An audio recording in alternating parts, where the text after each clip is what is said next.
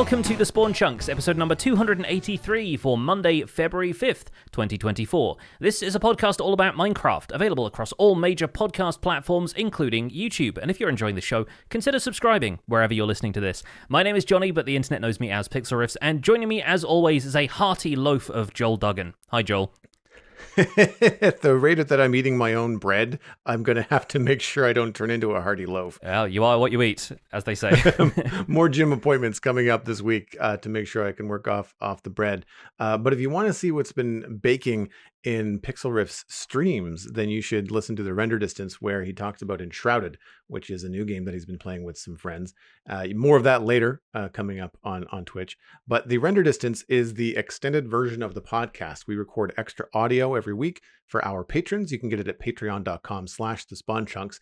And a big thank you to all of our patrons. It's the first of the month, and it's because of your amazing support that we can keep the show going and add fun exclusive content for patrons, like the monthly Minecraft Hangout, which was recorded and published on January 27th. That's where we hang out with our patrons and talk about what they've been building in Minecraft.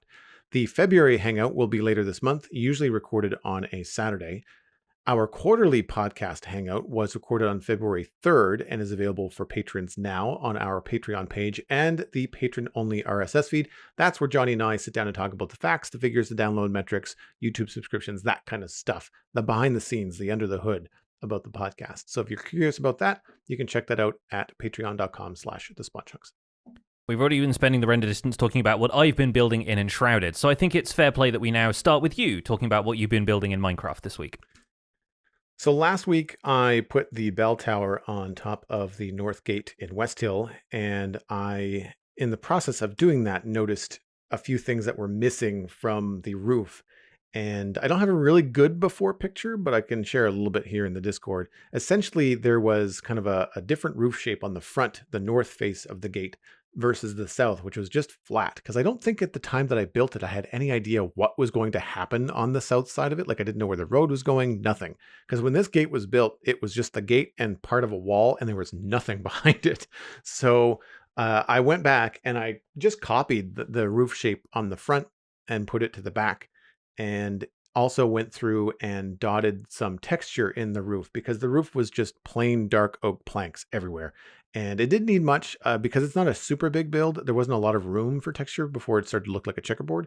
So I just took the spruce bark blocks and kind of peppered them in around it just to kind of finish off the build. It only took a single stream to get it done. I'm really happy with it. It feels much more cohesive with the rest of the front face of West Hill, which is what faces north. So I'm really, really happy with that. And then after that, I went into landscape mode again, and I went to the south of West Hill and worked on a bunch of riverscaping again. This time, the way that the West Hill River winds through the town, West Hill is on the north bank of the river. Once it's kind of squirrels its way through the town, West Hill is the north bank, so it didn't need any decoration. It was all done previously. But the south bank was just default Minecraft generation. And because this area is so old, we're talking about default Minecraft generation from like 1.16 or earlier. So it doesn't have the fun river banks and landscaping that something like 1.18 lands would have. So I went along and basically just did this very straightforward process of smoothing out the curves and the landscape so that there's not like 3 and 4 dirt blocks stacked high. If there was a situation like that and it made more sense to keep it that steep, then I just replaced it with stone and andesite and made like a little custom cliff. Something that's, again, very short, 4 or 5 blocks, didn't take very long. Only took a couple streams to get the entire south bank of the river completely custom landscaped. But the thing that I found so interesting about this is once you get into we'll call it a rhythm of just shaping all the landscape blocks, putting in stuff where you think it might make sense, taking advantage of like naturally placed trees or places where a bush might make a lot of sense, and making these small points of interest, just like adding a couple of blocks to a tree, making it looks like it has roots that go down into the river, or adding a small branch to the side of it, taking a Minecraft tree that's just default and just curving the top of it by a block, just anything to make it look a little bit more unique goes a long way without adding a ton of work to your day. And after I did all that, a couple of custom trees, a couple of custom bushes, I just run around with bone meal willy-nilly, placing it everywhere I can. Not like every single block, but just trying to fill the place with grass. And unfortunately, I also get flowers, which I like them in some places, but in this particular taiga biome, I was getting a lot of dandelions and poppies, which just stood out like a sore thumb and was really distracting. So I just went around and replaced the poppies, often with ferns, which look great in a taiga biome. And then I didn't have to think about where I was going to place the ferns. I just used the Minecraft RNG to say like, oh, it's putting flowers in these random spaces.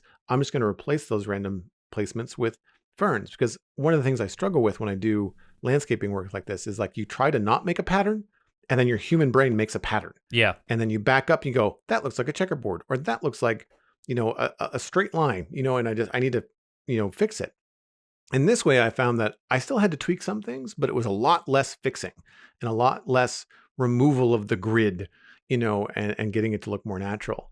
I didn't have this problem this week because I didn't do any underwater work, but I really think that one of the things that I have trouble with is using bone meal underwater, and you get these patches of seagrass that are very blocky. They're very straight lines. They don't feel very natural at all. And I very often have to swim back through and like thin it out.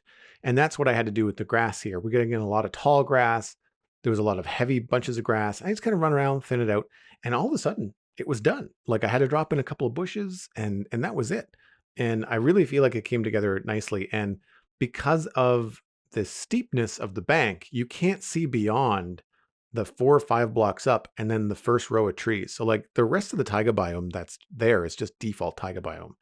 And it goes a long way when you're walking along the wharf that I carefully crafted in West Hill along the river, and you look across the river and everything that you can see, because you can only see like 10, 15 blocks, is custom.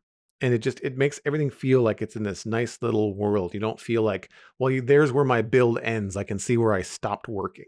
And I just like that immersive feeling of the tree line kind of blocking the rest of the default Minecraft landscape south. Everything just kind of feels contained now. So it was well worth it. And it's pretty relaxing, actually. It's a pretty chill thing. I find that I can easily talk over it when I'm streaming. It's not something that I get caught up with.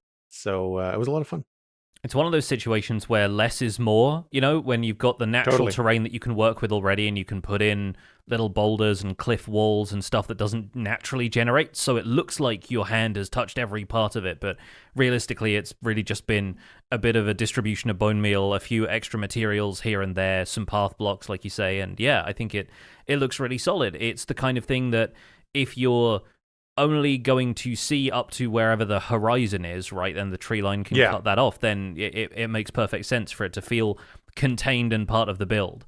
And if you are only working from that ground level perspective, you don't have to worry as much about people like flying up into the sky or being high up in the town, and for the most part they're not really going to be seeing the ground at that point because most of it is covered with a forest. It's surprising what the illusion of a few extra blocks there will do.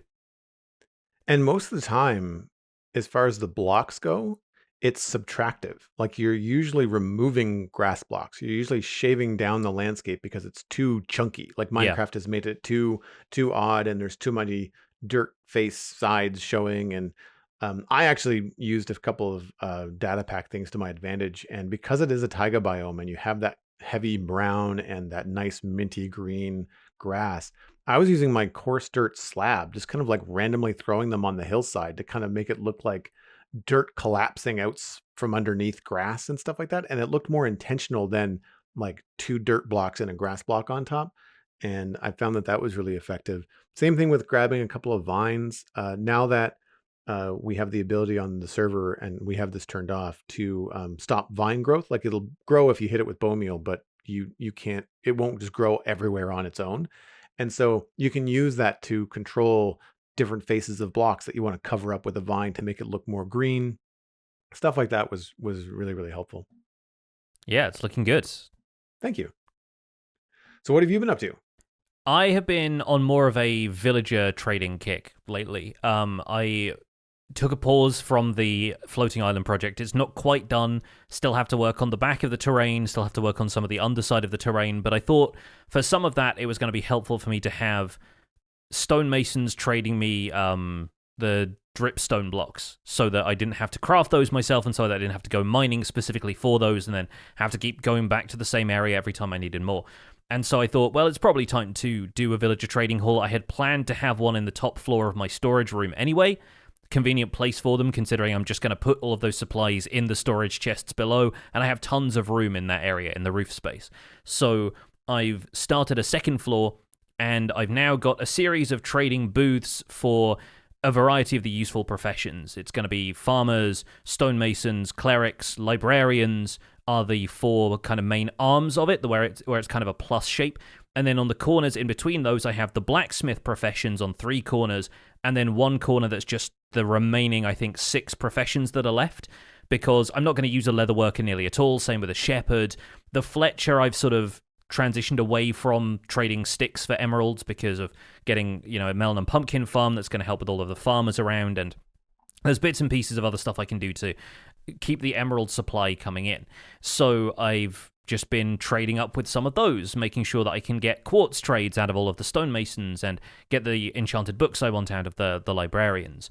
From there, though, I've stepped into the Nether to start on piglin bartering, and I'm revising my ideas for a Nether hub that I talked about a little while ago on the show and in videos, where I was expecting to make it out of all white blocks and make it a very shape-based build where the architecture is all sort of implied, but none of it is in realistic materials. It's all very plain.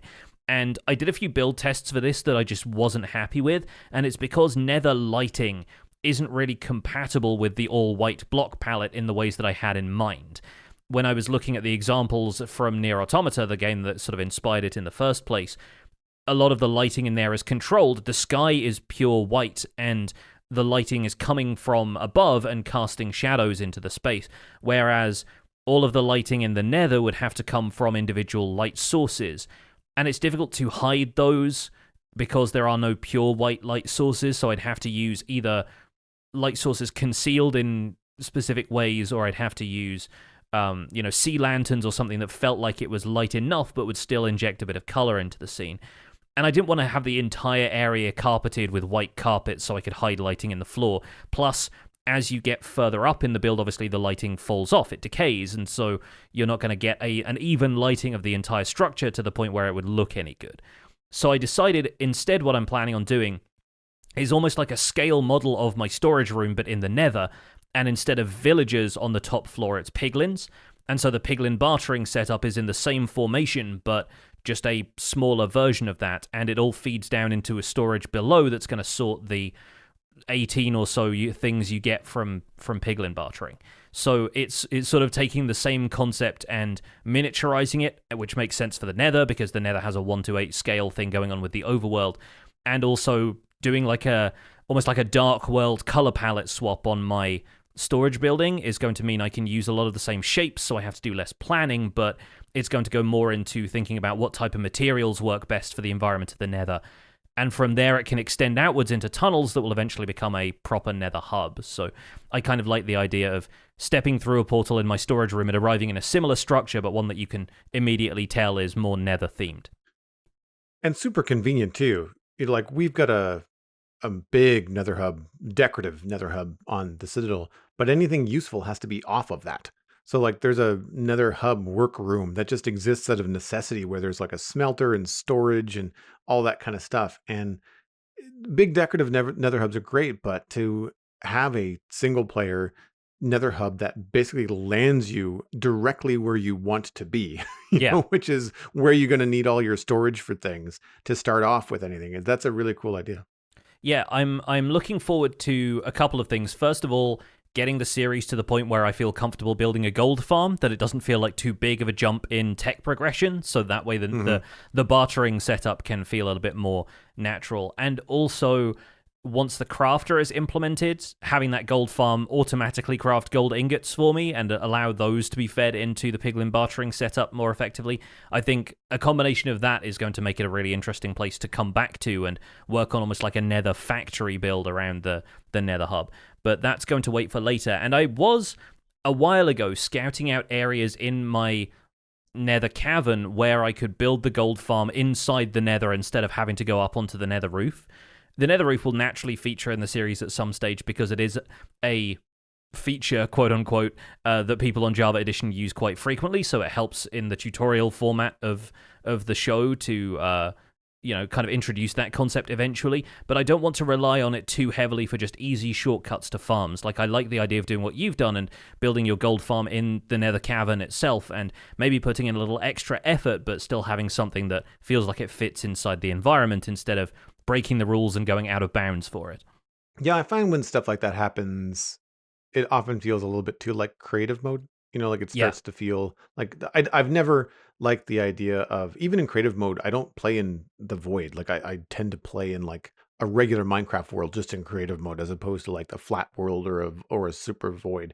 I just find it more immersive and interesting, and because I think I like to envision how my testing builds, my redstone builds, my artistic testing builds will look in the world. Yeah. And likewise, if I was building something for the Nether, I would use a creative version of the Nether to see like, well, how this is going to look with lava around it, and what's going to look like with the blue fog of a soul sand valley behind you. Like that kind of stuff I find matters. Yeah. And be curious to see how it all comes together with your Nether hub, because something that I always forget about when you think about building in the Nether is the different biomes and the different fog colors now. Mm-hmm. Some of which you can use to your advantage, but if you're not paying attention to the size of the build and where you're putting it, you can end up with like white, fog or ash from a basalt delta where you don't want it. Yeah. And that can be kind of a pain in the butt too, because especially if the inside design of what you're working on doesn't necessarily make sense. It's cool if you work it into the build, but if it's not something that you've planned or didn't realize that this tunnel was going to go this far, then all of a sudden you're into a different biome. It can be a little bit challenging sometimes. Yeah, the initial nether portal I made, which was on a hillside near where I built my starter house, came out in a basalt delta, but the one from my storage room actually leads to a very close by nether wastes, so they didn't link up to the same area. So I'm thinking it's mostly going to be nether wastes in here for now, but then we'll see how far that extends in future. Sometimes nether wastes feels boring now that we've got all the different biomes in 1.16, but at the same time, if you're going to be building a nether hub, I feel like the boring, quote unquote, blank slate of the nether wastes is kind of what you want. Yeah. There's a lot less terrain to remove, a lot fewer tools required, because if you're taking down an area like a warped or crimson forest, you've got to have a hoe to get rid of the canopy of the trees. You've got to have an axe for the trees themselves. You've got to have a pickaxe for everything else, and then you've probably got to have a sword on you because you're getting attacked by hoglins all the time. So yeah, there's a lot to be said for building in a nether wastes where things are relatively calm, right? But moving on to the relative calm of the newsread, this week we have a couple of snapshots to talk about. First of all, Java Edition Snapshot 24W05A was published on January 31st of this year, 2024. There are a lot of technical changes in this one and some experimental features in the form of the Vault block. So the technical changes come in the form of data pack version now being 30 and resource pack version now being 25. They've added a reserved region file compression ID for third-party servers to use for custom compression implementations, allowed an option not to compress region files, and allowed server operators to view dedicated server TPS debug charts. There is a lot more information on these technical changes in the Minecraft.net changelog, and we're omitting them from this newsread because they're a little bit too crunchy to read out loud, but if you're interested in the under-the-hood stuff, head over to Minecraft.net. We'll have a link to that in our show notes as well. Moving on to the experimental features, this is partly implementing some of the stuff that we already talked about last week. The Vault block has been added. This is a block that holds treasure and loot. To find the right key to eject its rewards, you have to take on one of the trial chambers, which contain the structure's most valuable loot. Vaults in trial chambers require a trial key to be unlocked. They can be unlocked by an unlimited number of players, but after a player has unlocked a vault, they cannot unlock the same vault again. If you haven't unlocked it before, an orange stream of particles flows from the player to the vault when you are nearby.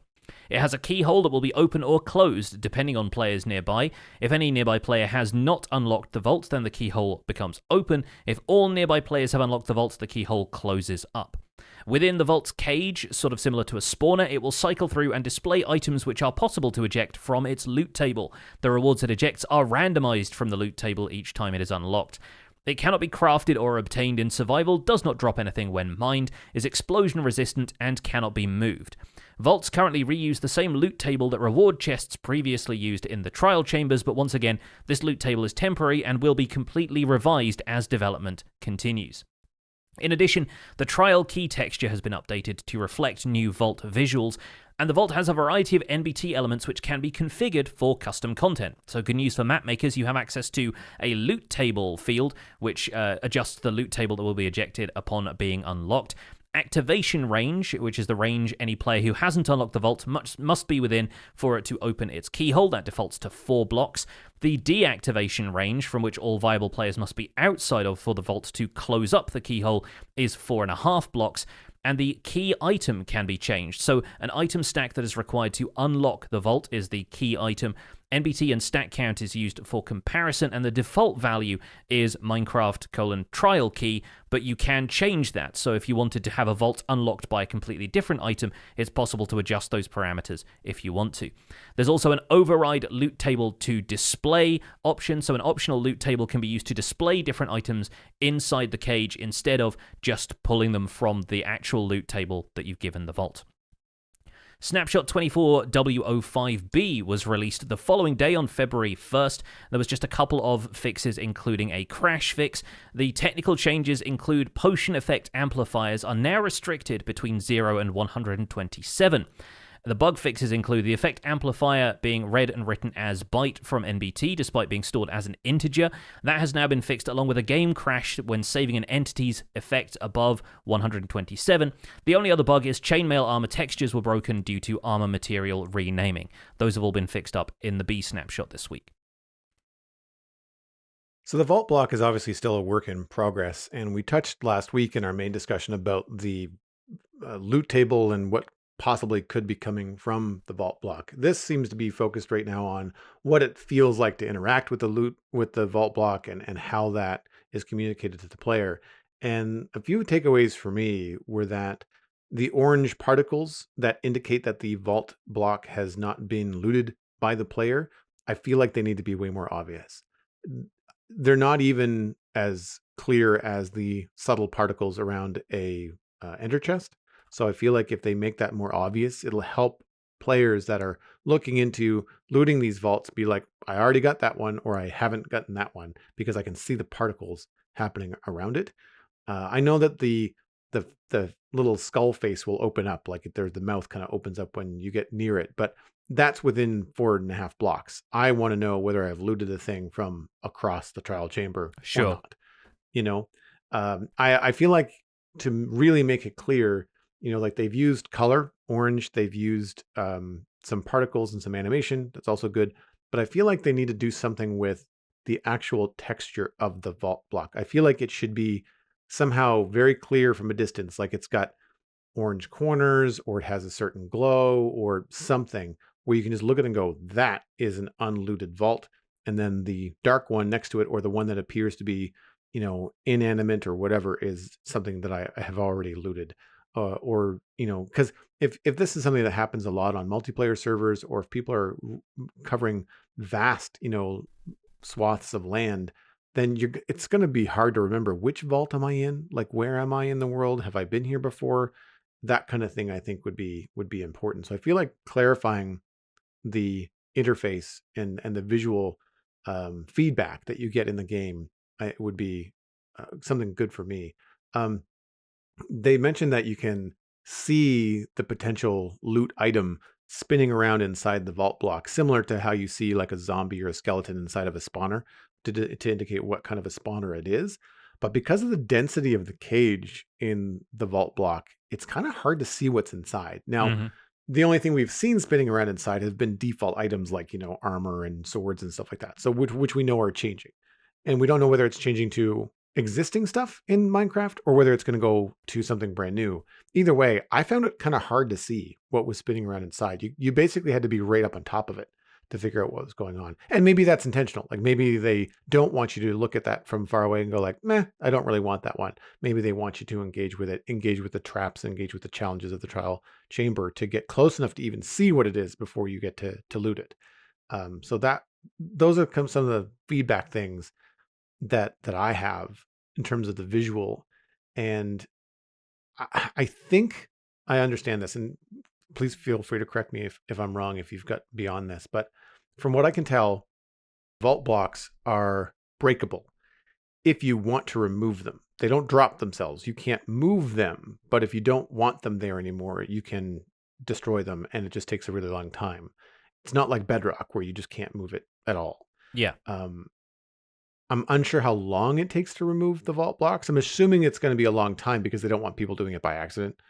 But my thought is like, as long as there's something that can be removed and it's not too tedious, because some of the things that I find so interesting about the trial chambers, which I know is kind of like a top tier, I guess, concern, is that if you don't want to, or you have already partaken in the trial chamber challenges and you've looted everything, if you want to use that space for something else, because I believe that nothing spawns in there, right? Outside of what's coming in from the actual spawners.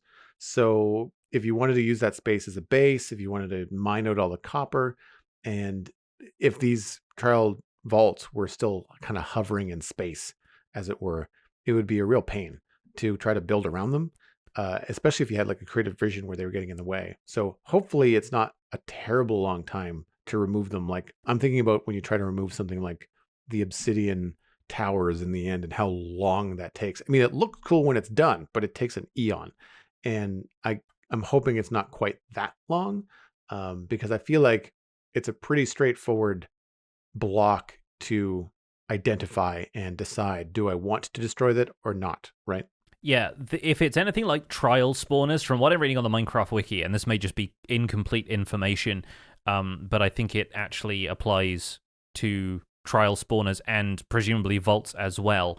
It has a hardness of 50, which is the same as stuff like obsidian and crying obsidian and blocks of netherite and stuff like that. The only difference being that it doesn't have any tools which will improve the mining speed. So effectively, it's the equivalent of breaking obsidian with your hands, regardless of whether you're using tools or not. So you can sit there and break it for like 4 minutes, and it will eventually break. But, netherite pickaxe with efficiency is not necessarily going to speed up that process. That is the extent to which the information is available on the Minecraft wiki for now. So yeah, it's going to take a while to remove them. I can't imagine too many reasons why players would want to clear out a trial chamber and use the space for something where a vault would feel like an inconvenience if it's just one block occasionally there in the room. Like, I imagine that, yes, the area is mob-free, so like similar to a Mushroom Island or a Deep Dark biome, you aren't going to get any spawns in there, but that feels like a very specifically shaped environment for that, which wouldn't give the player a great deal of creative freedom. So I don't necessarily see the need to remove them in survival. I don't expect many players will want to do that, outside of you're mining out a perimeter and you're just going through the entire chunk, at which point you're going to be taking on tasks that are much more laborious than just breaking the occasional block that takes a little while. Fair. Yeah, personally, I haven't had a chance to dip into the snapshot and search for the vault yet. It's the kind of thing that I'd want to do myself in survival before I look up too many other videos with other people's opinions in them and so forth. But I think mechanics-wise, I'm mostly just curious to see where the loot table goes, because they have said everything about this is temporary. It's going to be completely revised as the development on this version continues, but I'm just curious where they can take that. As we had in the discussion last week, it's kind of difficult to foresee anything that players aren't going to dismiss as something they can get elsewhere. And if it's unique loot, how do you get around the idea of people not really wanting to do trial chambers if they're not combat focused in terms of their gameplay style? So yeah, I'm curious to see how the team balances that. But I like a lot about them. I like the fact that the MBT values allow you to configure them for items other than the trial key, because I can see map makers retexturing vaults, and since you can configure individual vaults, it's not like this is something that applies universally to all of them. You could use them in a variety of ways, and you could dispense, random weapons for like an RPG kind of loot table. We were talking about Enshrouded in the pre-show. That has a system whereby if you open a chest, the loot isn't always the same. And it's usually like a rotation of 3 or 4 different weapon types, but it's random which one you get. So you can imagine being given a Bane of Arthropods sword as opposed to an axe with sharpness 2 or something like that, right? And you can configure that, and you can configure which item is used as the key for that specific vault, but you have options for how far away the player is before those particles kick in, before the animation on the block kicks in, so that you can see the texture change and make it obvious that it's responding to the key item that you've got. So I think there's enough configuration in there that map makers are going to have a fun time with it, and they've also laid in enough configuration that if they just need to tweak those values behind the scenes universally, it's probably relatively easy for them to do that compared to having to recode a bunch of stuff.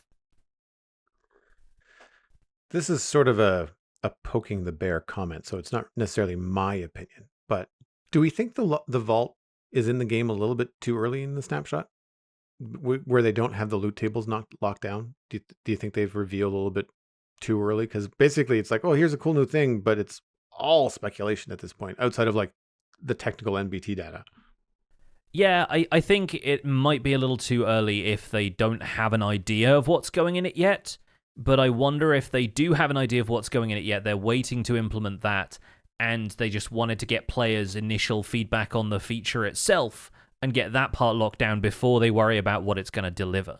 Like, gauge players' excitement on this. This is one of the aspects, I think, of them building the update in tandem with a lot of community feedback now and being much more transparent about that process. I don't know for certain. Like I said, I don't really know where they're going with the loot side of things, so it's difficult to call it one way or the other at this stage. I mean, that's how I feel too. I didn't want to lead the question. Yeah. But it could be something as simple as whatever it is going to be included in the loot table, it could be spoilery. Like it could, that one thing could completely reveal something that they have down the line that's going to be a big fun surprise, and you don't want to. I don't want my surprises ruined, so I can appreciate that aspect of it. I was just curious because it's one of those things where sometimes we get these things in the snapshots and it leads to really cool discussions and possibilities here on the show, and then other times you're just kind of like, well, we can't really say much about it because we don't know what it does, you know? Yeah. And so it's one of those turning points where like, well, we just have to wait and see, you know? What if it gives you another key and that one unlocks the ancient city portal? You know, right. Yeah. You could go all sorts of goofy directions. The other thing I wanted to highlight from this is in the B snapshot, I've seen a few folks disappointed about the changes to potion effects because, of course, they were corrected so that some bugs with applying effects to entities didn't crash the game, which makes sense, and it was to do with how the data was being written. But the previous way it worked was you could assign a potion effect intensifier anywhere between 0 and 255. And typically, in terms of potion effects, you only go up to like 2 or 4, occasionally 6 in some areas. Like, you can get slowness 6 from a potion of the Turtle Master. I think that's the highest level you ever achieve of any effect in survival. But you could apply it behind the scenes with creative commands anywhere up to 255. And above 127, this weird thing happened with how the data was written, where technically 0 is the middle of the byte value, and it can go into negative 127 and to positive 127. But then the reason it says this in the bug fix that it was stored as an integer but written as a byte. If you went higher up, so if you went towards 255, the number would effectively wrap back around into the negative numbers again. So if you gave yourself a high enough value of levitation effect, that would actually increase gravity rather than give you a floating effect. Jump boost after a certain threshold rendered you unable to jump. And I think there are even some effects, maybe swiftness or something like that, would invert your field of view. So everything you were looking at was upside down, which is, of course, nauseating.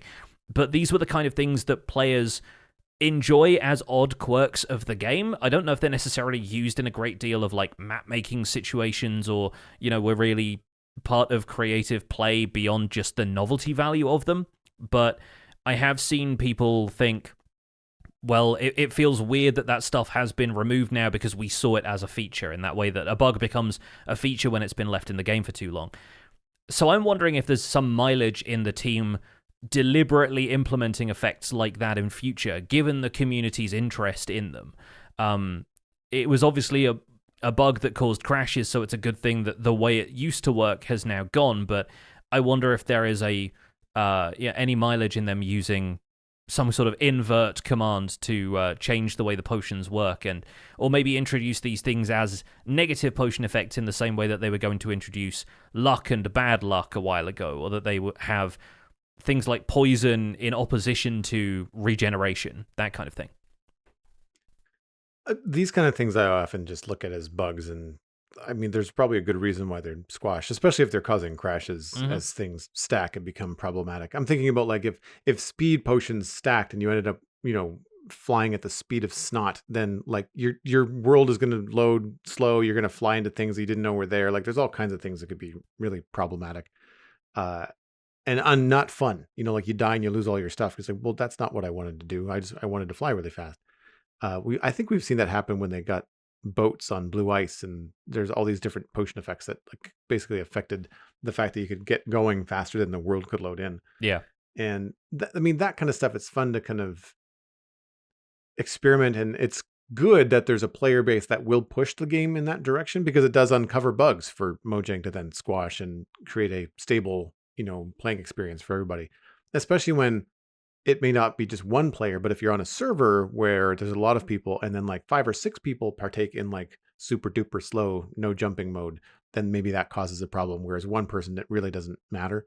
I don't know enough about the technical behind the scenes to know, but I like the idea of adding some of the fun of that into the game without there being any kind of technical repercussions. I have it be a real intentional thing. Like, for example, I don't know what the outcome of this would be, but what happens if you hit, if you took a speed potion, but then you also took a slow potion?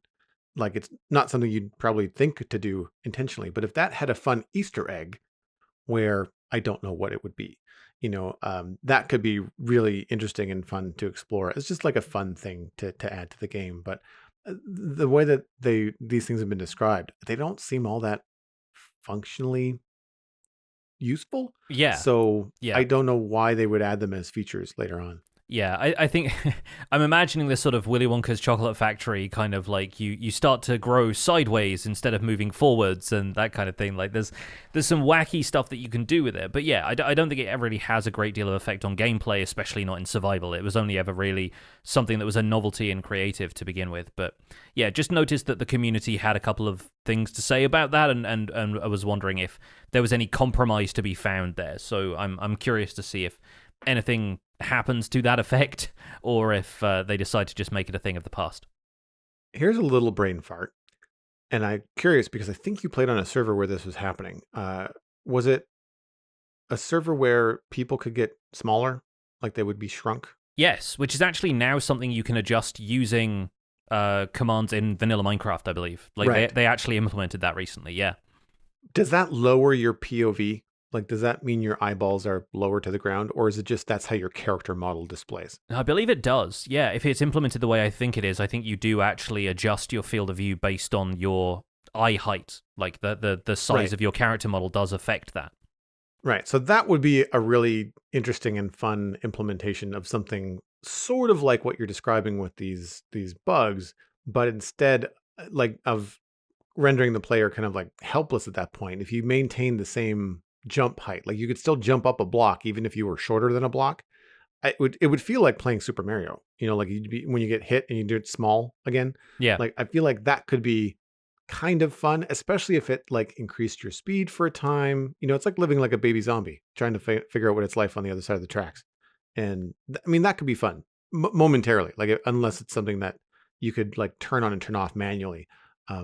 I usually find that potion effects like this that have some fun flavor, like what's the stews, the Like Suspicious Stew. Suspicious Stew. Yeah. They don't last long enough for it to be really fun. Mm-hmm. Like it's like, all right, well, that was 3 seconds, but like I can't even enjoy it if it's something I wanted to have happen for that long. So things like that, I think if you could have like, eat the brown mushroom to get smaller and the red mushroom to get bigger, it would be a fun little Easter egg. Like that kind of stuff could be interesting.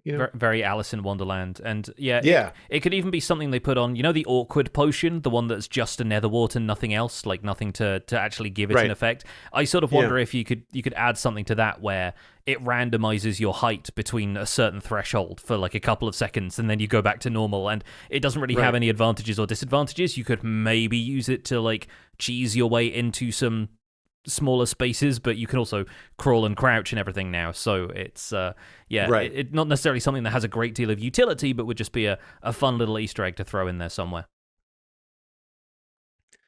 Moving on into chunk mail. If you'd like to email the show, please send it in to spawnchunkmail@gmail.com. First email is from NLE Ray. Are villager trades rebalanced? ?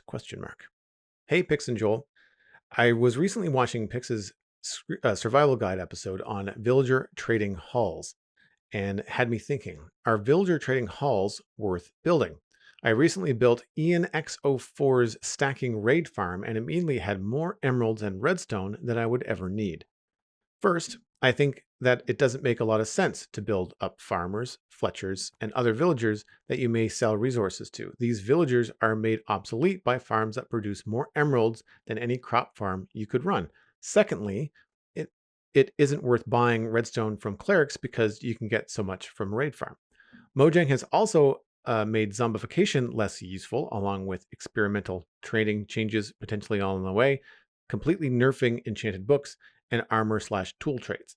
Other things like quartz are renewable from other farms, making many other villagers relatively useless, or at least not as efficient as building a farm. What do you think about farms like this and Mojang's rebalance making villagers less useful? NLE Ray died while running his stacking raid farm because he forgot to build a regeneration beacon.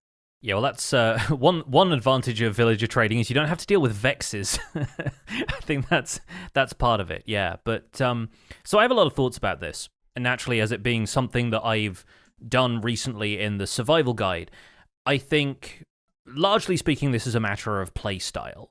I think there are differences to highlight here between what I think of as the active and passive play styles that are, you know, kind of at odds within the Minecraft community or just the Minecraft sort of player base.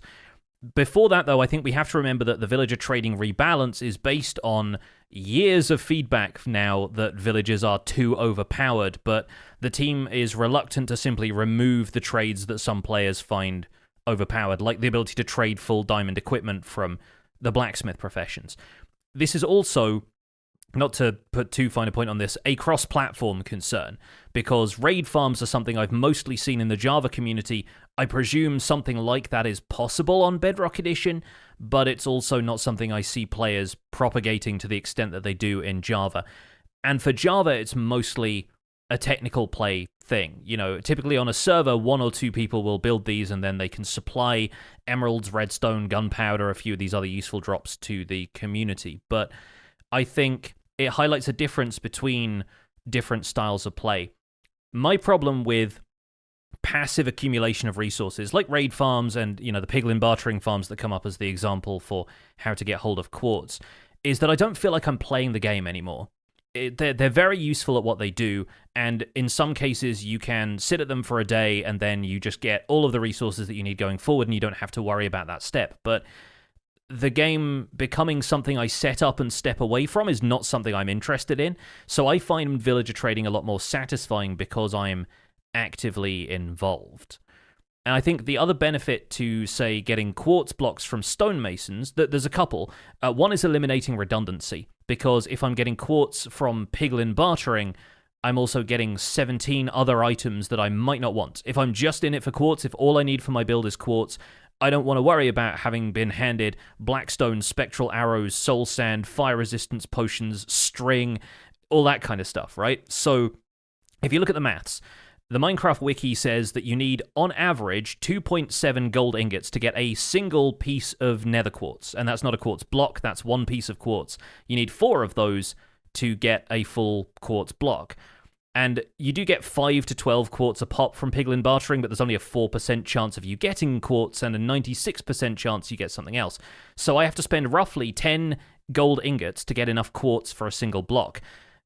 And if you have infinite emeralds from your raid farm and you have infinite gold from your, you know, piglin farm, then both of those currencies are free, but I would still rather spend 1 of the currency than 10 of the currency in order to get the block that I want. So I think mathematically speaking, it works out.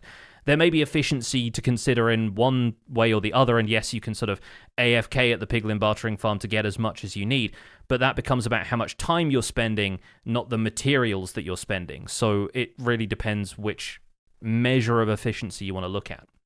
The main thing, though, is the immediacy of trading with villagers. You hand over the emeralds, you instantly get those quartz blocks, and you can do that over however many stonemasons you have. So I can acquire several stacks of quartz more or less instantly, which with a piglin bartering farm, yes, I could stand there at it for a while, but you still have to spend the time letting that supply build up.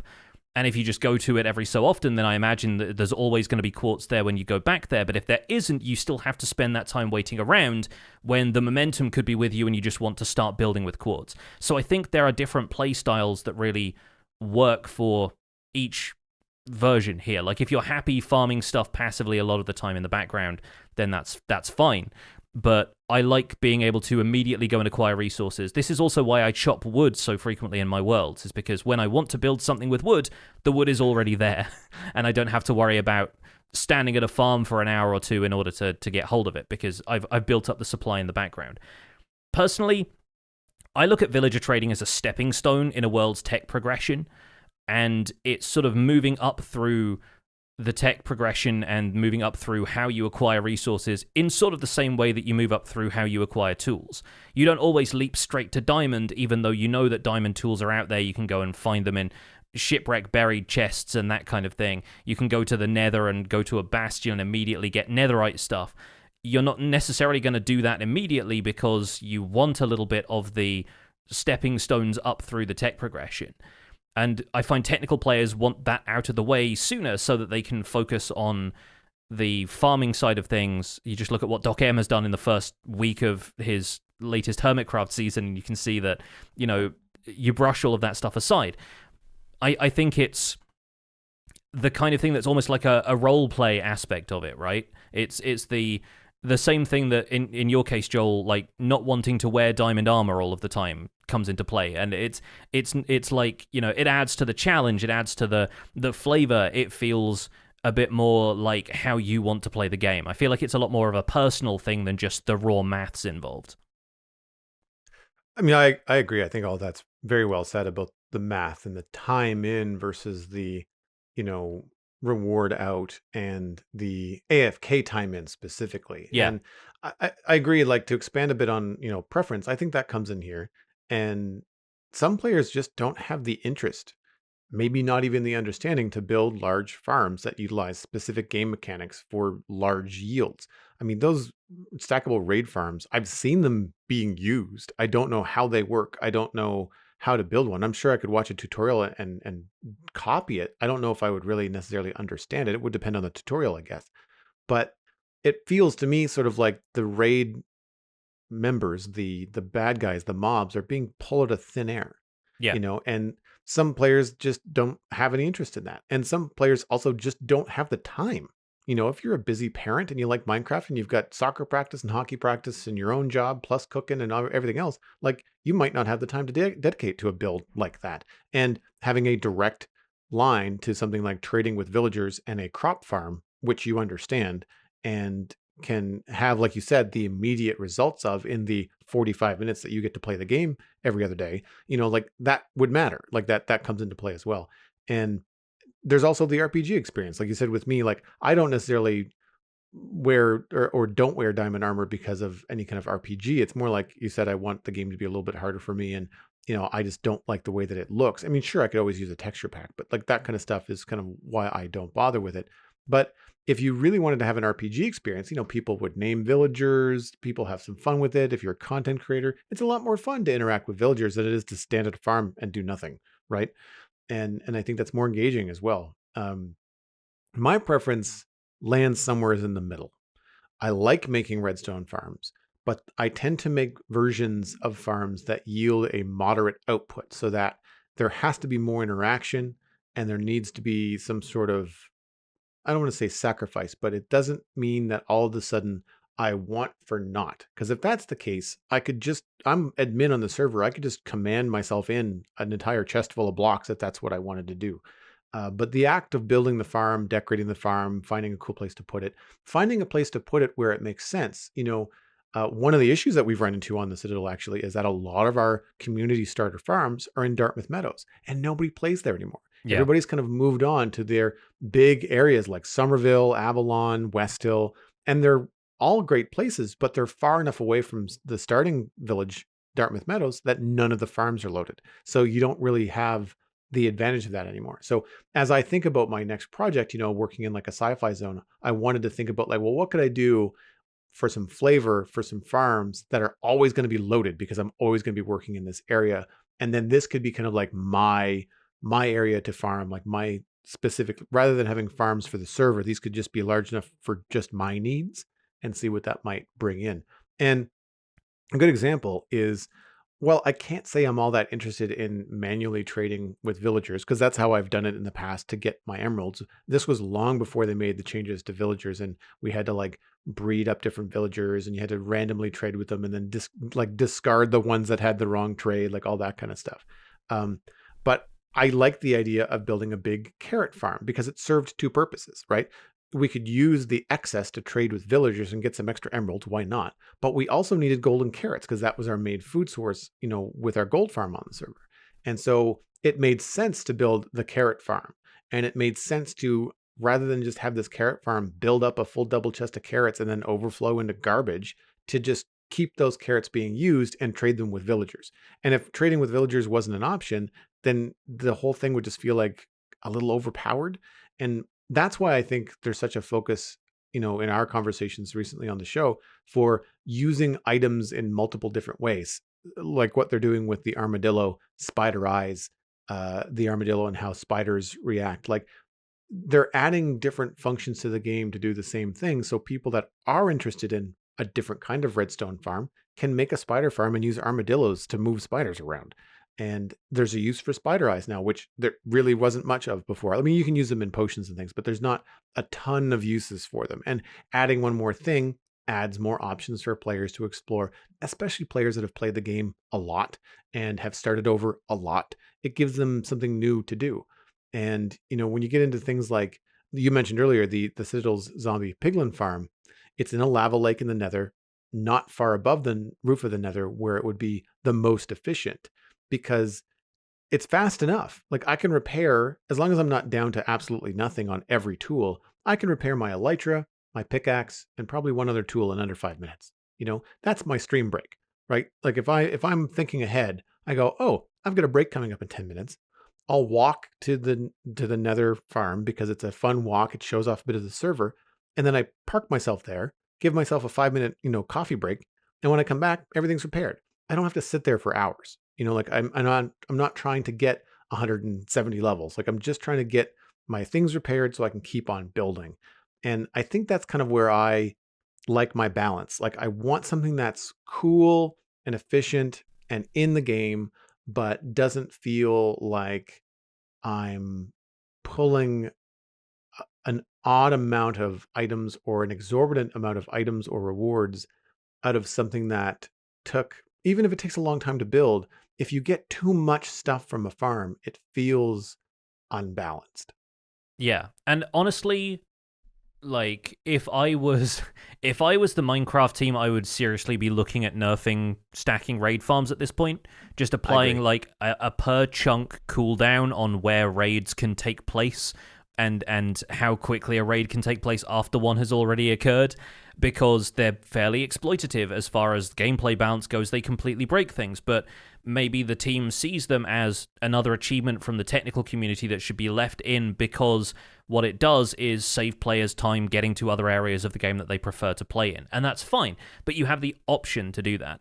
Personally, I find it much more fulfilling to use as much of the game as I can, whether it is made redundant by something as easy to build as a stacking raid farm or not. And they are very easy to build. They're very cheap and effective to build, and there are some very good tutorials out there, including Ian Exo4's, about how to build them in fairly early stages of the game.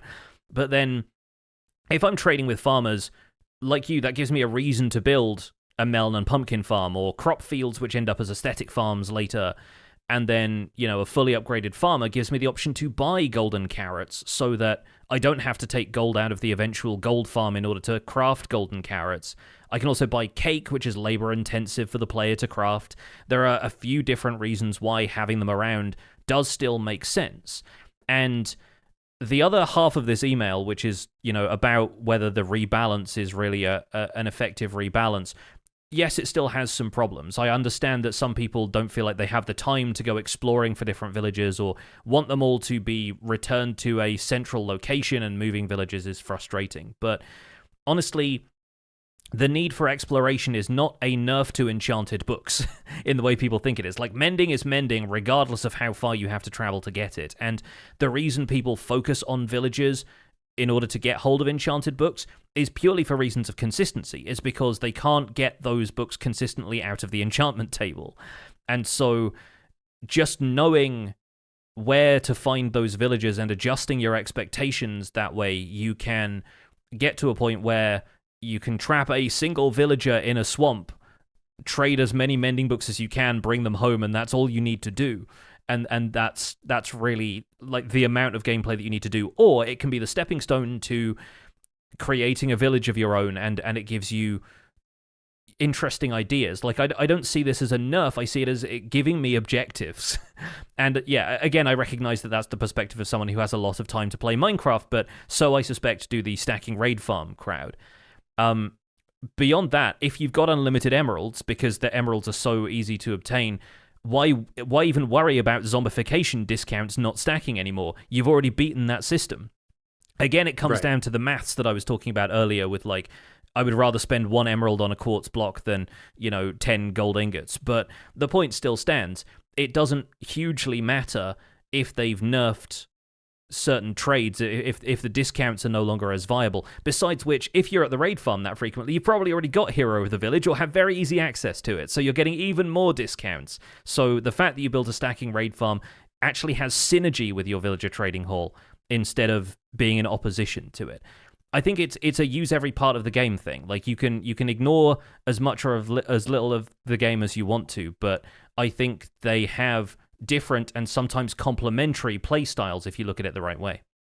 But with that out of the way, I think we'll move into a slightly different topic. We're going to flip to something that I've had on my mind for a little while, especially with playing a couple of other building, crafting, survival games, is quality of life features for builders. Because I find that whenever a Minecraft update arrives, builders mostly get excited for new blocks. If we're looking at 1.21 in particular, there are new tough blocks, there are new copper blocks, and people are excited for that stuff. Even, looking at Hermitcraft having started with 1.21 experimental features on Good Times with Scar is currently building aesthetic things with the crafter block and having a whale of a time. But I find that there are rarely quality of life features for builders, and builders specifically. I think the most recent thing that we can consider a quality of life feature for builders was scaffolding in 1.14. And I'm happy to hear about any other examples that people might want to put out there. I recognize that the crafter is also kind of a quality of life feature in the fact that it can craft blocks for you automatically in certain categories. But I'm thinking about how Minecraft can improve its building experience. This goes back to an idea that I had that I mentioned very briefly on last week's show, in which I would really love to have some way of switching my perspective on a build so that I could look at it from a distance without having to either waste time or resources on flying away from the build or running away from the build and turning and looking at it, maybe taking a screenshot of it and then running back in. I find that when I'm working close up on a project, it can be very difficult to imagine what it looks like in the bigger picture. And my suggestion was to have some kind of camera block which builders could use to see something at a distance, perhaps by looking through a new type of spyglass. In the way that you attune a lodestone compass to a lodestone, you could attune a spyglass to some sort of Eye of Ender block or something like that, and it could change your perspective while building. Bedrock Edition now has access to camera commands that could do something like this, so I expect this would be quite easy to whip up as a Bedrock add-on, but I don't believe Java has the same functionality baked into the game's code. But then I thought about the crab claw being an idea from the 2023 mob vote, and that indicates that the Minecraft team is interested in features which modify and improve a builder's abilities within the game. So I was curious if this discussion came up if we had any more ideas that could help to improve quality of life for builders in future updates, especially if they feel like part of the Minecraft world instead of just a mod that you have a hotkey that separates your camera out from the perspective of the player, because that doesn't feel like something immersive to the world of Minecraft to me. The first thing that comes to mind as far as a recent addition would be vertical reach and the changes that happened with, I believe, when they added crawling to the game and they changed the player height when you crouched, it allowed you to reach farther down. So if you're gripping onto the edge of a block with your toenails and you were mining down, you can reach 3 blocks now as opposed to 2, Mm-hmm. or reach 4 and build 3. And it makes like building walls faster. It makes mining things and reaching things a lot better. And I'm grateful for that increase, but I'm greedy, and could see another block of range when you're leaning over the edge of something like that be very, very useful. I've found in building the roofs and touching up vertical builds around West Hill the last few weeks that I am not looking for a 10 block reach. I am 1 block short of what I want to reach when I'm standing on something. And I got a funny feeling that a lot of that has to do with the scale at which I built West Hill. So a lot of times inside, I'm looking at like a 3.5 or 4 block height to a floor before the next floor is there. And so outside the building, when you're standing on like a roof or something and you're reaching up to a design element, usually those design elements separate floor to floor. So they're about 4 blocks away. And when you want to do something a little bit higher, like 5, you just can't reach. And so I'm often looking for just that one little block extra as far as a reach. I don't know what that looks like. The crab claw was an interesting idea. Maybe it's an enchantment, maybe it's a tool, but I feel like extended reach, vertical and or horizontal, would be a great way to add, goals, gameplay, something to end game Minecraft to say, okay, well, you've beaten the dragon and you're now got your elytra, but there's still more to do. Like you can actually start building and increase your building efficiency and more fun. Now that you've got this far, you can unlock this new thing. I don't necessarily think it would be good to have right away. I don't want to just change the reach in the game from default. I feel like it could be fun to work towards it with gameplay. Yeah, I think that's also something that's supported by the game's code in this point, because we have the crab claw functionality effectively added as a property that can be applied to certain tools or to certain objects, and or maybe individually to a player. And I don't know how many people are going to use that, considering that it's just a command, but effectively you can give that to yourself in creative mode if you want to build a little bit further away, and that changes the creative building experience somewhat. So I'm curious to see if that does eventually find an implementation in game, whether it's as part of the crab claw if they add the crab in future, or if it's something completely different. If it's like the grindstone, where they had an idea for a mob having that functionality and eventually that turned up as a block in a different way. I'm not certain how it works in terms of fitting it in with the game's world, because the crab claw idea still felt kind of flimsy to me in terms of a justification for why we have that ability. But there are a few people with fan art suggestions of it being like an extendo grip kind of concertina style thing that can put blocks further away for you. So yeah, I think it's feasible that something like that can happen. And even when we had Nembon on the show, he was talking about being delighted to find that if you're swimming, crouching, and also kind of nose down to the blocks, then you can build even further down than you can normally by crouching. And so there's little building techniques like that are popping up all the time that seem to delight builders when they discover them. I guess it's not often that you use that weird elytra kind of move to crouch when you're like on a wall. Yeah, absolutely. In the water, sure, or under something, yes, but like when you're on a wall, crouching is the more obvious thing to do. But it makes sense, because if you actually go down into the crawl formation, you're lower than when you're crouching, so you'd be able to reach farther. Yeah. I think naturally the thing that comes up so often when people talk about quality of life for builders is inventory management.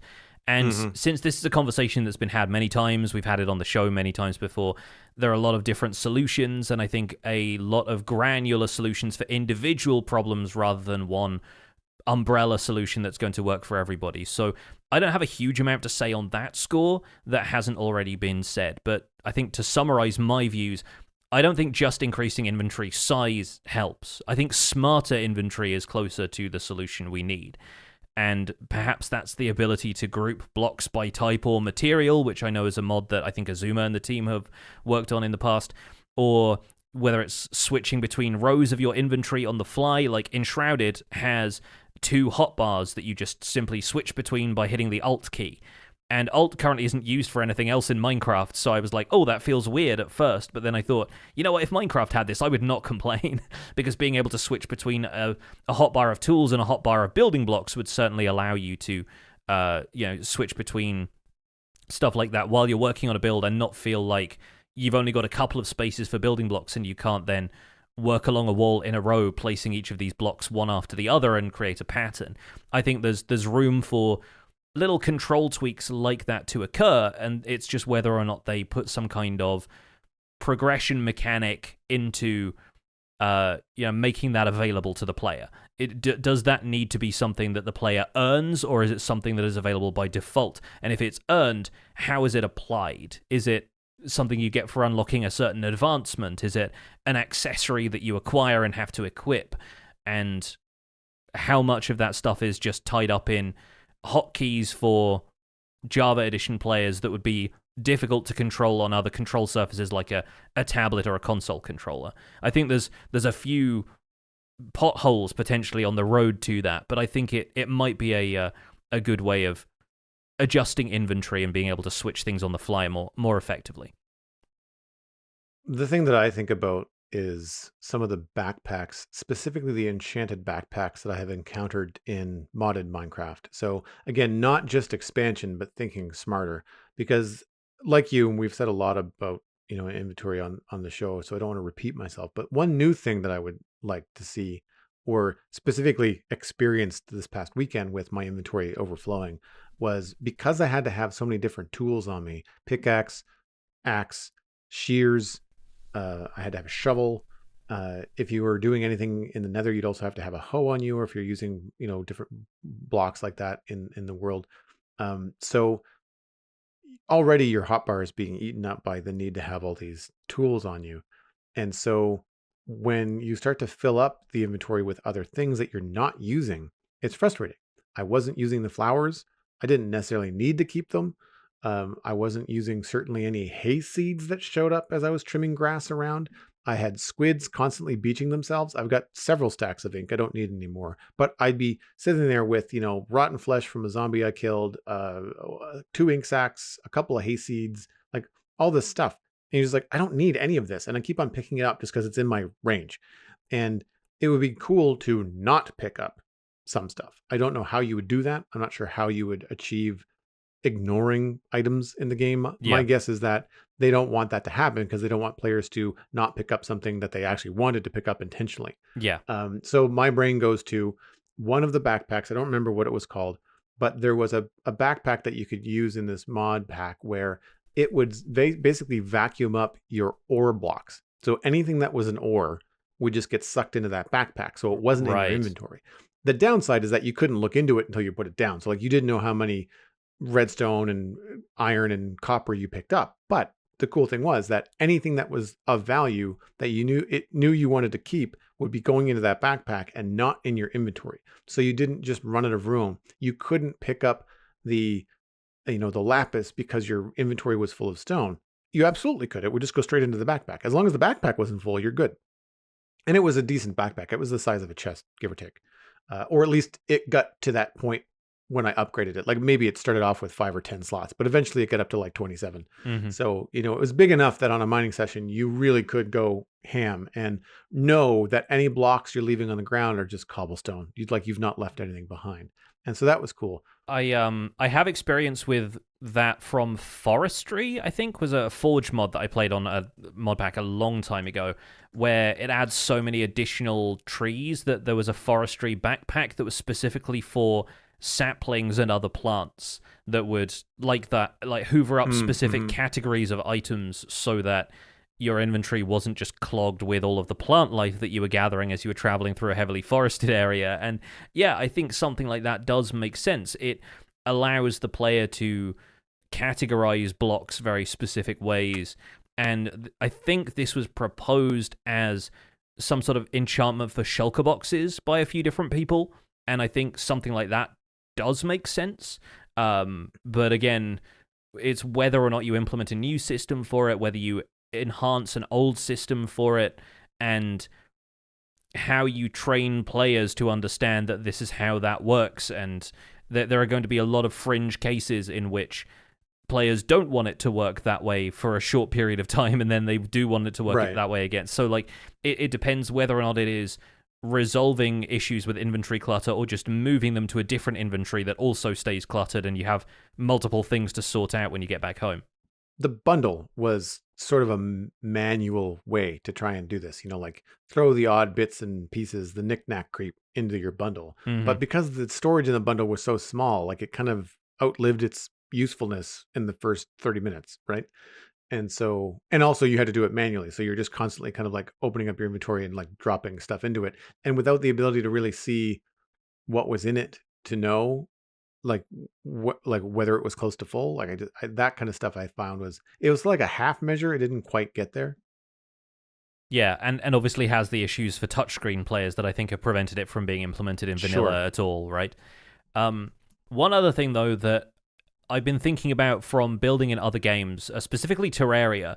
Terraria has a ruler, which allows you to count out blocks, which is, I think, necessary for Terraria because of the way the game is presented. It's a 2D side-scroller, and there are tiles, which are effectively the width of a player, the same way that the blocks in Minecraft are, but they are not necessarily something that you can look at as a grid a whole bunch of the time. They're designed to look more like a coherent pixel art picture, whereas if you look at a block in Minecraft, it gets that wireframe around it that indicates, okay, this is an individual block that you can get. But Terraria has a ruler that allows you to measure out how long or high certain things are, so that you can kind of draw on the screen, and it can either be pinned there so that you can make sure that that stays there whilst you're building, or it can be retracted again so that you can not have it as an overlay. If Minecraft had something like this, personally, as somebody who loses count of how many blocks I'm supposed to be counting, or sort of idly clicks through blocks and is never certain if I've clicked the same amount of times as I've counted, I feel like it would be a really useful tool, and something simple enough in kind of a similar way to just being able to detach your camera. It's the most basic of mechanics. It's a simple idea, but implemented right, I feel like it could be very helpful to a lot of people in a way that an in-game template system, thinking back to my time with Enshrouded and the prefab pieces that you can build with in that game, that could be really helpful for building structures quickly in Minecraft, but it works against the game's sort of stated idea of the player only affecting the world one block at a time. And I think the game has to stop short of that if it's going to keep the identity that Minecraft currently has and the style of building that Minecraft currently has. But I think there are small tools like a measuring tool of some kind that you can use that would make it a little bit more effective for builders to do what they do and eliminate a lot of the difficult work and the memorization and the counting out that has to go into building larger and more complex structures. So are you thinking about like an actual item in the game or like a UI feature? Kind of a combination of both. I think it would be a UI feature that is overlaid by an item that you would get in the game. And while I recognize this is yet another tool that we need to worry about having on our hotbar, I think if there was a way to kind of, like in Terraria, pin it to the screen so that you could see it even when you weren't holding the tool down, I think that would work. Or if it worked from your offhand, say, or something along those lines. Again, I don't know how it would be implemented, but I think the basic idea alone is simple enough and effective enough that it could be a real boon to builders if it was somehow worked out in-game. I could see it being something like a helmet or similar to the spyglass if it was like a pair of glasses, like construction goggles that you could put on, maybe steampunky or something more fun. But when you have those on, it could give you like an on-screen count of like, this is how many blocks you've placed, in terms of you need to count 128 blocks. That way you could just like, as you place blocks, you'll see a little counter go up on your screen, just could like augmented reality, that could be really fun if it was linked to the item, like something you wear in the game, something you look through. and that would eliminate your, something on in your inventory. I guess the trick there would be maybe you have to take off your helmet, in order to use it, um, just because there's the one head slot. But that could be a fun way to do it, because I use a heads up display. I'm blanking on the name of the mod right now, but with one hotkey press, I can display the light level on every block.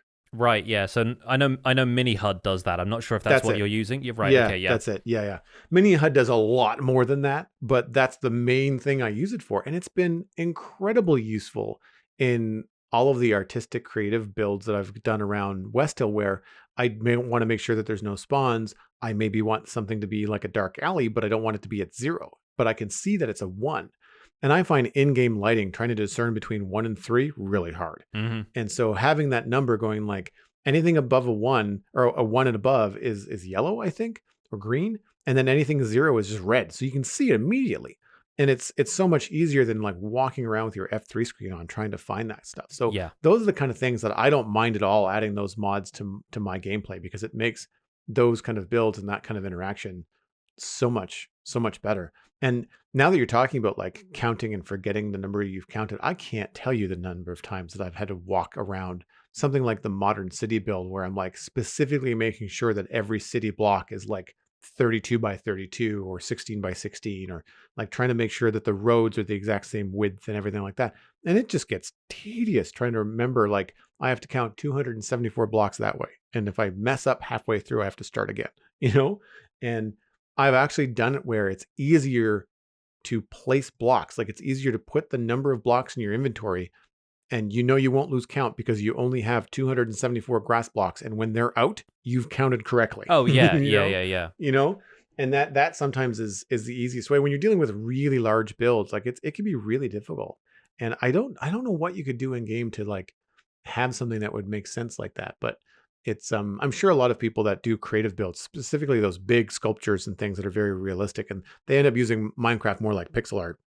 Like, they must have some tools to use, like camera views and pixel overlays and things like that. Because otherwise you just completely, lose count. I used to use like an overlay on the Realm of Vastin when I was building that big tree. Mm-hmm. I actually took a screenshot and then used pixel art in Photoshop and kind of like mapped out where things were going to be, but I still had to manually count everything.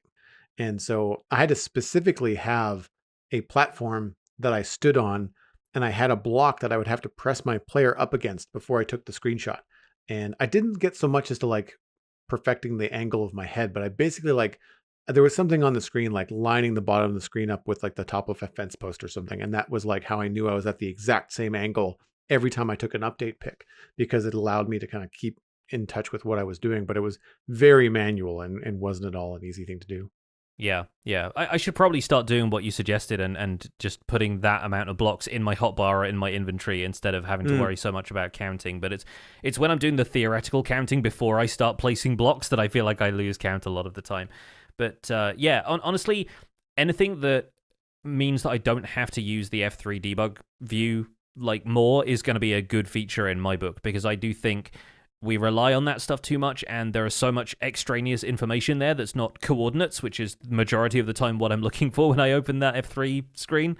Like, I think that's another way that builders' quality of life could be made a lot easier, is by reducing the amount we have to look at raw data for all of that stuff, and maybe give some fancy in-game tools to allow us to build that way. Speaking of in-game tools and GUI, I've been using a map. 2 maps, actually, Zero's world map and Zero's mini map on the Citadel for years now, to the point where I just feel like it makes sense in Minecraft. Like, I don't want to play Minecraft without a map anymore. And I have used it to like be able to see top down. So similar to your idea of having like a different view from a different angle, this is just like a straight top down view. But because I'm using the real block color feature in the mod, I don't get those really stark Minecraft colors from a default Minecraft map. I get colors that represent roughly what a single grass block would look like. And so, a birch wood is going to have like a yellowy tint to it. Spruce forests are going to be darker green. Like, they have some variety to them.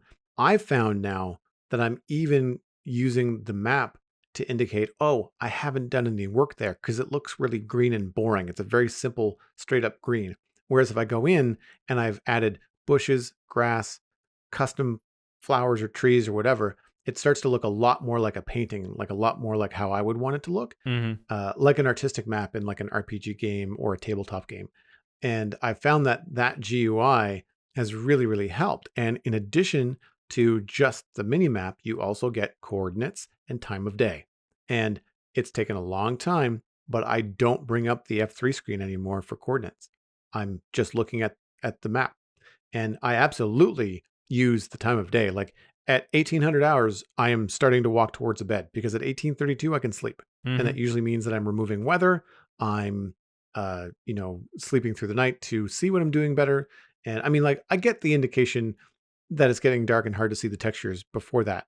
But if I'm not paying attention, if I'm inside somewhere and I know that I'm going to need to sleep for whatever reason, then I can just, I can just keep an eye on that clock. And I've gotten used to it, and it's a lot better than the in-game clock that they give you, the little item that sits on the wall, as far as, when you can sleep. They're handy, but they're not like specific. And that's something that I've really gotten used to. And to build on your idea of the camera angle or some sort of camera block, GUI zooming. I use Zoomify, I think it's what I use. There's several out there. Very similar to Optifine Zoom. I don't use Optifine anymore, so I've lost that feature built in. So I just have to have a separate mod. And I love it instead of the Spyglass. The Spyglass goes right back to the inventory space crunch. You have to get it out of your inventory that you've had to sacrifice a spot for. You have to equip it, and then you have to use it just to zoom across the map and see something. And then it crops in your view to this tiny little square, or tiny relative to your 16 by 9 monitor. And I just love the fact that I can just tap a button and zoom in with the mod. It's maybe a little bit more for content creators that want to like focus on something, talk about something, use the zoom to emphasize what they're talking about, point at something specifically. But I just find it so handy when I often, like you said, have to back up and look at my build, but maybe the location that I have to back up to is the ground, and the build is this really tall building. And so I can't just back up 20 blocks. I have to back up 150 blocks. So I can use the zoom tool to like zoom in from far away and be like, okay, well, I'm far enough to grab the whole picture, and I can zoom in to say, yes, the textures are doing what they're supposed to doing. Nothing looks out of place. Something that I couldn't see when I'm standing a meter from this giant build, right?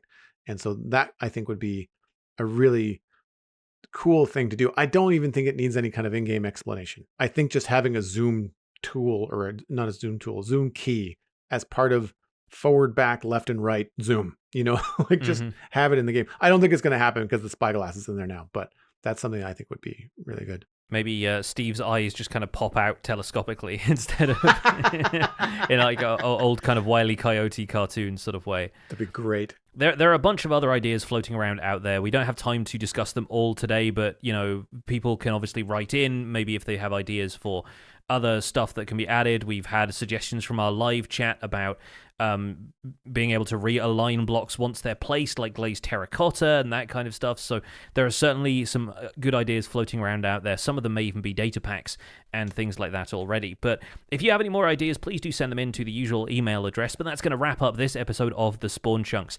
You can find more information about the show and links to some of the stuff that we've talked about today over at thespawnchunks.com. The music for the show is composed by me, and The Spawn Chunks is proud to be a listener-supported podcast. If you're getting some value out of the show, why not consider putting some value back in? You can visit patreon.com/thespawnchunks to join our community, where pledging at any level will get you invites to our patrons-only Discord chat. You can listen to the show live when we record it in Discord every Monday. Our monthly Minecraft audio hangout will be coming up at the end of the month, so everyone can share with us what they've been building in Minecraft. And we've also got a bunch of recent hangouts in our RSS feed for patrons who missed those and want to listen back through. We currently have 314 patrons, which is down from last week. We had 323 last week, but that might just be Patreon still processing the last few. A quick reminder, if you are an existing patron, do make sure that you check in with Patreon every so often just to make sure that you've still got all of your accurate payment information up there, and we'll make sure that you still get access to everything as part of the bonus content for the show. Special thanks go out to our content engineer patrons, Hunter555, Jumbo Sale, Mindtrip Media, Party Voyager, and Yitz. Thank you all for your support on this episode. Sharing the podcast with your friends is the easiest way to support the show. You can find us at The Spawn Chunks on social media. Personal recommendations are by far the best way to share the podcast. Just tell a friend about The Spawn Chunks and that they can find the show on their favorite podcast app, including Apple Podcasts, Spotify, and Google Podcasts. Be sure to leave us a rating and a review on your favorite platform. You can email the show at spawnchunkmail@gmail.com. The RSS feed is linked on the spawnchunks.com, and the patron-only RSS feed is on the Patreon page. That's where you can listen to the render distance, the extended version of the podcast. My name is Johnny, but online I go by Pixel Riffs. You can find most of what I do at youtube.com/pixelriffs, where the Minecraft Survival Guide is currently in its 3rd season. I stream 3 days a week on Twitch, where I do behind-the-scenes work for my YouTube series, and I'm the voice of the unofficial Hermitcraft recap, which just restarted for Season 10. We should have a Day 1 recap out potentially later today alongside the release of this podcast. Otherwise, you can find us through a quick YouTube search and make sure to subscribe so you can check out the latest recaps weekly. Aside from that, I'm at Pixel Riffs on both Twitter and Instagram. Joel, where can people find you online? Everything that I'm doing online can be found at joelduggan.com. That includes links to the Citadel Cafe, my other podcast about sci-fi and fantasy entertainment. There's a new episode of that out right now. I'm Joel Duggan on social media and Joel Duggan on Twitch, where I stream Thursday through Sunday, mostly these days, building on the Citadel Minecraft server, building towards finishing West Hill. Thanks for visiting the Spawn Chunks. The world outside is infinite, but we can build it better.